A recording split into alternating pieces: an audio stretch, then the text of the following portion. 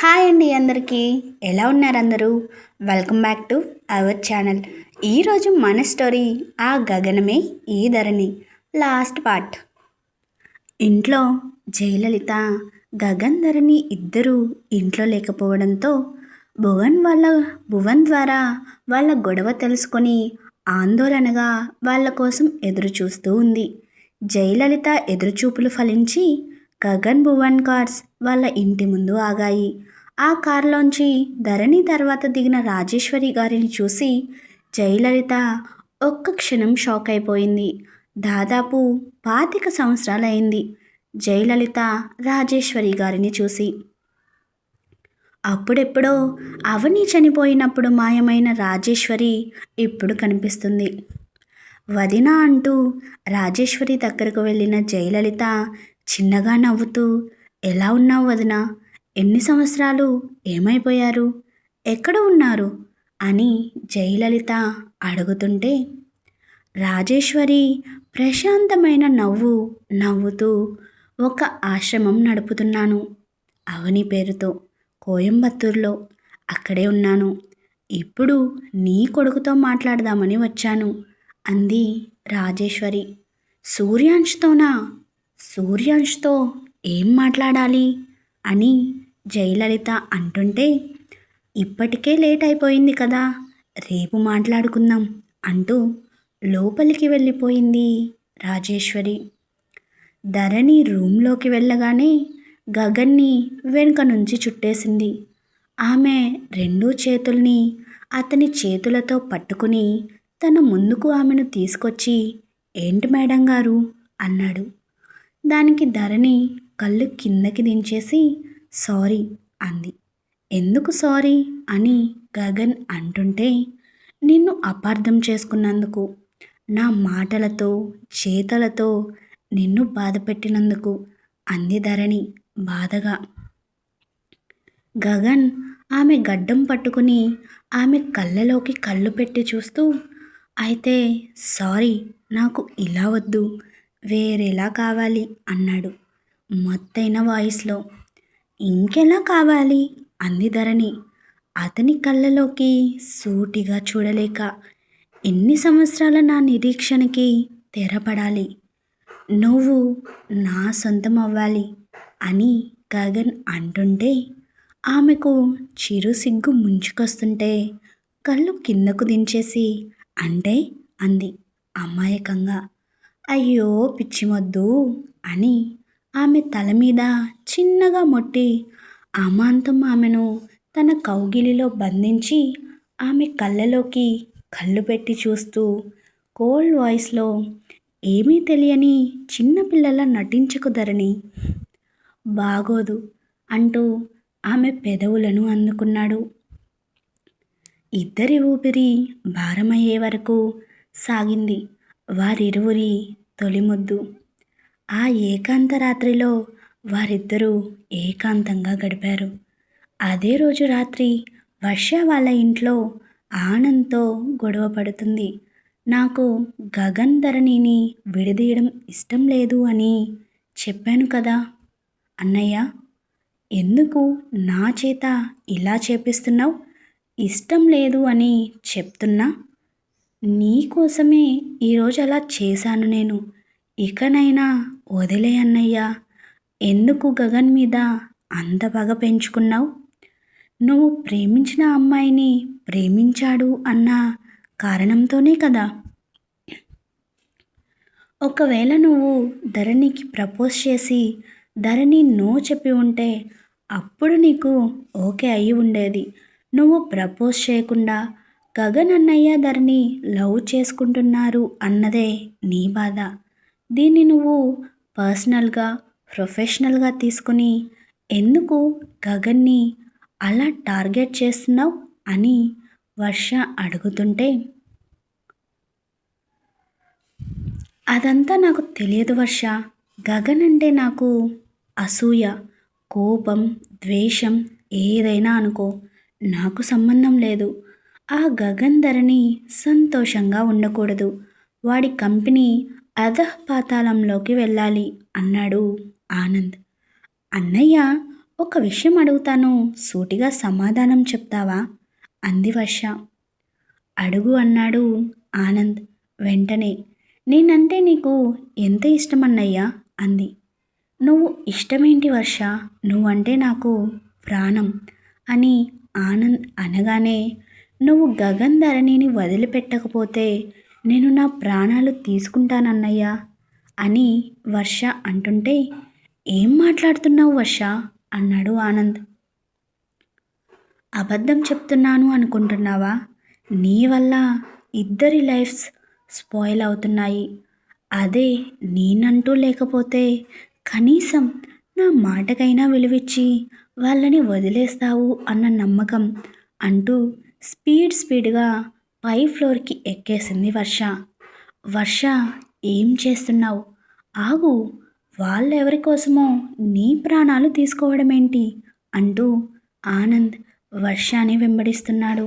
కానీ వర్ష మాత్రం ఆగలేదు.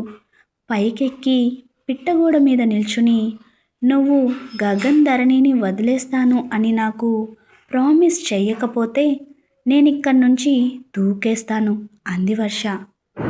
సరే, ప్రామిస్ చేస్తాను, ముందు దిగు వర్ష అంటూ వర్షకు దగ్గరగా వచ్చాడు ఆనంద్. వర్ష చెయ్యి ముందుకు చాచి, ప్రామిస్ చేయన్నయ్యా, అప్పుడే నేను ఇక్కడి నుంచి దిగుతాను అంటుంటే, వర్ష చేతిలో ఆనంద్ చెయ్యి వేసి, ప్రామిస్ వర్ష అని గగన్ ధరణి మీద పగని మర్చిపోతాను అంటూ వర్షని ఆ గోడ నుంచి దించేసి, ఆనంద్ ఆ పిట్టగోడ ఎక్కి, నీ మీద ప్రేమతో వాళ్ళ మీద పగ వదిలేస్తాను వర్ష, కానీ వాళ్ళ మీద పగ వదిలేయడం అంటే నా ప్రాణం వదిలేయడమే అంటూ అక్కడి నుంచి దూకేశాడు ఆనంద్. ఒక్క క్షణం అక్కడ ఏం జరిగిందో అర్థం కాలేదు ఆమెకి. అక్కడ ఏం జరిగిందో రియలైజ్ అయిన వెంటనే అన్నయ్య అంటూ గట్టిగా అరవడం స్టార్ట్ చేసింది. ఏమండి, తొందరగా లెగండి, ఈరోజు ఇక్కడికి మీ అమ్మగారు, గగన్, ధరణి అందరూ వస్తున్నారంట అని సృజన చెప్తుంటే, ఇప్పుడు వాళ్ళెందుకు వస్తున్నారు ఇక్కడికి? రాత్రి భువన్ కూడా అక్కడే ఉన్నాడు కదా, ఏంటో ఈ సడన్ విజిట్? ఇంట్లో నుంచి వెలివేసిన వాళ్ళు కూడా ఇలా సర్ప్రైజ్గా ఎందుకు వస్తారో నాకు తెలియదు అంటూ ఫ్రెష్ అవ్వడానికి వెళ్ళాడు సూర్యాంష్. కిచెన్లో వంట చేస్తున్న సృజనకి కార్ అలికిడి అవ్వడంతో బయటకు వచ్చి చూసి, జయలలిత వాళ్ళు వచ్చారు అని చెప్పడానికి స్టెప్స్ ఎక్కుతూ ఉండగా, అమ్మా అని పిలిచిన పిలుపు వినిపించడంతో, ఆ వాయిస్ కొంచెం కొత్తగా ఉండడంతో వెనక్కి తిరిగి చూసింది. వెనక్కి తిరిగి చూడగానే అక్కడ గగన్, భువన్, ధరణి, జయలలితతో పాటుగా రాజేశ్వరి గారు కూడా వస్తూ ఉండడం చూసి ఒక్క నిమిషం షాక్ అయిన సృజన, రండి పెద్దమ్మ, బాగున్నారా అంటూ ఆప్యాయంగా పలకరించింది. ఆవిడ చిరునవ్వుతోనే సమాధానమిచ్చింది. హో, అత్తగారికి అల్లుడింకా గుర్తున్నారన్నమాట. కూతురు సచ్చినా అల్లుడిని మర్చిపోలేదన్నమాట. ఆ మహాతల్లిని నాకు కట్టబెట్టి ఎవరికి పుట్టాడో తెలియని వాడిని నాకు వారసుని చేశారు అని సూర్యాంష్ నానా మాటలు అంటుంటే గగన్ మనసు బాధతో మూలిగింది. గగన్ బాధని అర్థం చేసుకున్న ధరణి అతని చేతిలో చేయి వేసి గట్టిగా ప్రెస్ చేసింది, బాధపడొద్దు అని. దానికి రాజేశ్వరి గారు చిన్నగా నవ్వుతూ సృజన వైపు చూస్తూ, నువ్వెందుకు గగన్ని నాకు పుట్టలేదు అంటున్నావో నాకు తెలియదు. అవని మీద నీ మనసులో ఎవరు ఆ అనుమానపు బీజం నాటారో కూడా నాకు అవసరం లేదు. కానీ నీకు నేను నిరూపించాల్సింది ఒక్కటే, నా మనవడు గగన్ ఆక్రమ సంతానం కాదు, నీ వారసత్వం అని రాజేశ్వరి అంటుంటే, సూర్యాంష్ రాజేశ్వరి గారి వైపు కోపంగా చూస్తూ, మీరు ఎన్ని చెప్పినా గగన్ నా కొడుకంటే నేను నమ్మను, నాకు ఆధారాలు కావాలి, వాడు నా కొడుకు అన్న ఆధారాలు అన్నాడు సూర్యాంష్. నాకు తెలుసు నువ్వు ఇలాగే అడుగుతావని, అందుకే నీకోసం ఆధారాలు తీసుకొచ్చాను అని రాజేశ్వరి సూర్యాంష్కి డిఎన్ఏ రిపోర్ట్ ఇచ్చింది. అవి తీసుకొని చూసి అందులో రిజల్ట్స్ గగన్ సూర్యాంష్ కొడుకే అని చెప్తుంటే ఇన్ని సంవత్సరాలు అతని నమ్మిన నిజం అబద్ధం అని తెలుస్తుంటే జీర్ణించుకోలేక తన ఫ్రెండ్ అయిన ఒక డాక్టర్కి ఆ రిపోర్ట్స్ సెండ్ చేసి రియల్ ఆర్ ఫేక్ అని కనుక్కోమన్నాడు. అతను ఒక 5 నిమిషాల్లో కాల్ చేసి అవి రియలే అని చెప్పిన తర్వాత అక్కడికక్కడే కుప్పకూలిపోయాడు సూర్యాంష్. చిన్నప్పటి నుంచి గగన్ని అన్న మాటలు తలుచుకొని ఆ మాటల వల్ల గగన్ ఎంత బాధపడ్డాడో అతని కళ్ళలో తెలుస్తుంటే గగన్ వైపు తల గగన్ వైపు చూడలేక తల వంచేసుకుని ఫ్లోర్ మీద కుప్పకూలిపోవడంతో చెరోవైపు చెయ్యేసి పట్టుకున్నారు గగన్ భువన్. నా కొడుకులు అని నా పెద్ద కొడుకు అంటూ గగన్ వైపు చూసి చెబుతూ ఉంటే సూర్యాంష్ కళ్ళలోంచి కొన్ని నీటి చుక్కలు రాలాయి. అవి ఇప్పటి వరకు గగన్ని బాధ పెట్టినందుకు వచ్చిన కన్నీళ్ళో లేదంటే గగన్ని చూసిన పుత్రోత్సాహంతో వచ్చిన ఆనంద బాష్పాలో. సూర్యాంష్ అలా ఎమోషనల్ అవుతుంటే జయలలిత నేను ముందు నుంచి చెబుతూనే ఉన్నాను అని ఏదో అంటూ ఉంటే గగన్ చేయి అడ్డుపెట్టి ఆగు నానమ్మ, మా నాన్నని ఇక నుంచి ఎవరు ఏమీ అనడానికి వీల్లేదు అన్నాడు నవ్వుతూ. ఆ మాటకి సూర్యాంష్ గగన్ని గట్టిగా హక్ చేసుకున్నాడు. నేను నిన్ను ఎన్ని మాటలన్నా నువ్వు నన్ను ఒక్క మాట కూడా అననివ్వట్లేదు అని.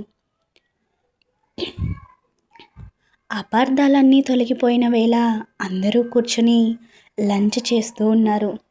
అందరూ అంత ఆనందంగా ఉంటే సృజన మనసులో ఏదో మూల చిన్న భయం. ఎందుకో సృజనకే తెలియాలి. అప్పుడే భువన్కి ఒక ఫోన్ వచ్చింది. ఆ ఫోన్ మాట్లాడిన తర్వాత భువన్ కొంచెం ఎమోషనల్ అవ్వగా ఏమైంది అని అడిగాడు గగన్. ఆనంద్ చనిపోయాడంట అన్నయ్య, సూసైడ్. అన్నయ్య చావుని తట్టుకోలేక వర్ష ఇక్కడి నుంచి వెళ్ళిపోయింది యూఎస్కి అని భువన్ చెప్పగానే ఇప్పుడు ఆనంద్ తనకి ఎంత శత్రువైనా ఒకప్పుడు తన ఫ్రెండ్ కదా, అందుకే గగన్ కూడా కొంచెం బాధపడ్డాడు. వాళ్ళకి ఇన్వెస్ట్మెంట్ వచ్చింది ఆనంద్ క్రియేట్ చేసిన షెల్ కంపెనీ నుంచి అని తెలుసుకుని ఆ ఇన్వెస్ట్మెంట్ని రిటర్న్ చేసేసి ఇంకొక కంపెనీతో టైఅప్ అయ్యి స్కై హెరిటేజ్ టవర్స్ని సక్సెస్ఫుల్గా కంప్లీట్ చేశారు గగన్, ధరణి. అటు భువన్ వాళ్ళ ఇంట్లో ఇటు మిథున వాళ్ళ ఇంట్లో భువన్కి మిథునకి పెళ్లి చేయాలి అని మాట్లాడుతుంటే మిథున ఒక 2 ఇయర్స్ తను ఫ్రీలాన్స్ చేసే కంపెనీలో ఫుల్ టైమ్గా వర్క్ చేయడానికి మంచి ఛాన్స్ రావడంతో అబ్రాడ్ వెళ్ళింది. మిథున తిరిగి వచ్చాక పెళ్లి చేయాలని ఫ్యామిలీ నిర్ణయించింది. అప్పటి వరకు భువన్ మిథున లాంగ్ డిస్టెన్స్ రిలేషన్షిప్లో ఉంటూ కొన్ని కోపాలు, చిన్న చిన్న అలకలు, చాలా మెమొరీస్తో కాలం గడుపుతున్నారు. ఇటు సూర్యాంష్ చిన్నప్పటి నుంచి గగన్తో మిస్ అయిన చిన్న చిన్న క్యూట్ మూమెంట్స్ అన్నీ ఇప్పుడు తీర్చుకుంటున్నాడు. అలా ఆ ఫ్యామిలీ చాలా హ్యాపీగా ఉంది. కొన్ని నిజాలు ఆలస్యంగా బయటపడతాయి, కొన్ని అపార్థాలు జీవితాలని కాల్చేస్తాయి. కానీ ప్రేమ నిజమైనదైతే అది ఎప్పటికైనా తన స్థానం తిరిగి సంపాదించుకుంటుంది. గగన్, ధరణి ప్రేమ కూడా అలా ఎన్నో తుఫాన్లను దాటుకుని చివరికి ఒక ఆకాశంలా విస్తరించింది. ఆ గగనమే ఈ ధరణి. Happy ending to Gagan and Dharani. Thank you for watching. Keep smiling, keep listening. Subscribe.